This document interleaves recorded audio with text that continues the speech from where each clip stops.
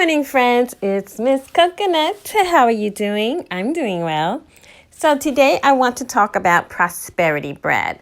Listen, bread has been a staple in homes since the ancients figured out how to cultivate it. All right. It was used as currency. So it was a very valuable commodity to trade with. All right. People used to barter with it, and people used to be paid in beer and bread. So wheat was at some point currency, all right? So it only makes sense that to have bread in the home is a symbol of prosperity. Not because it's so expensive, but because it's filling. It fills you up. You can feed a whole lot of family members on a little bit and they'll be full, okay? You cannot even have bread, but maybe just have veggies in it, not bread, meat, but you just have veggies in the bread, or maybe bread with cheese, and that will fill your tummy up. Okay, so you always want to keep bread on hand as a staple in your pantry as part of your kitchen witchin.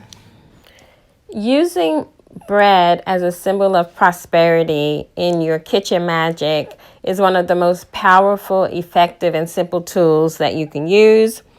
And I want to give you some slogans that I ran across because, bread is basically slang for money anyway, okay? So, when people say the breadwinner or dough, or even the Bible talks about daily bread, people take communion with bread. But some funny and I thought great ways to kind of use in this spell when you're baking bread, some great terms would be obtain the grain, feast on the yeast, and empower the flour. So let's get into this very simple recipe. It's a prepper tip that I love. Keep self-rising flour in your pantry. It eliminates the need for you to have separate compartments of flour, baking powder, and salt, which are all great ingredients to have. But in case you didn't have those, if you have the self-rising flour, it incorporates all of those ingredients in one product. So that's less storage, two less items to buy, essentially. And you're also, for this recipe, going to need some plain, no-fat Greek yogurt, unflavored.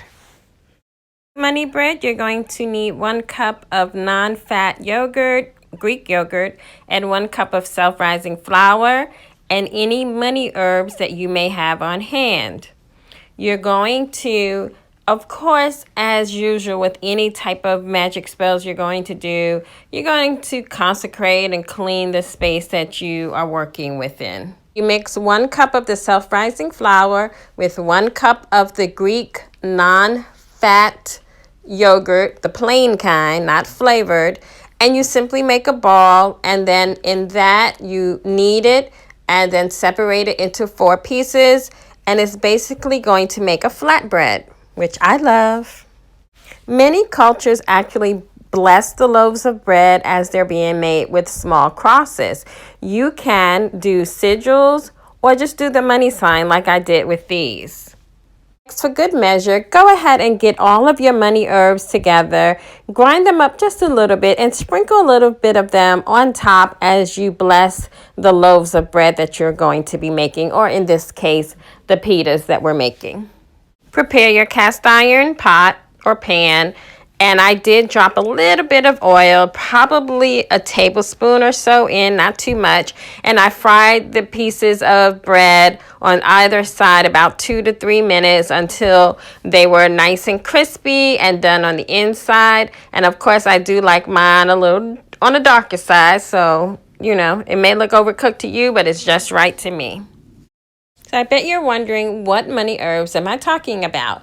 Well, I didn't use any of the sweet herbs because I didn't want my bread tasting sweet. So I used things like parsley, basil, and oregano because all of those are sort of herbs that grow profusely and are a great indicator of abundance, okay? So that's what I use.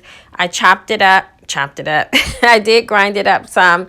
But then while the bread was cooking, I wanted to make a simple herb oil, like herbs and oil mixed together, very simple. So I took those same money herbs, added some Himalayan salt.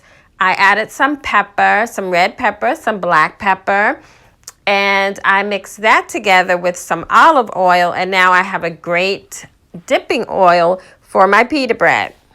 This very simple recipe can be used in, of course, magic for your spells. Some people use it actually for offerings on the altar. So you could bake a bread for the deity that you may be working with. Some deities require like a loaf of bread. Some require a piece of bread. I mean, it could get as involved as you like it to be. You could also use this to offer for your ancestral dinners, okay? But you can use bread for spells, not only of prosperity, but for destruction, honey. So I don't know if we want to talk about that today, but I just thought I'd let you know. I'm going to leave this very simple recipe down below in the description box. I do encourage you to try out this recipe or all of the million of other simple bread recipes that are on the internet. You can Google it and see so many different things. I encourage you to do this with your family. You can enchant the bread. You can empower the bread. You can speak words of life and affirmation over the bread. And I think it just gives you more satisfaction when you eat it. Well, thank you for spending this time with me. And as always, Om Shrim Brazi.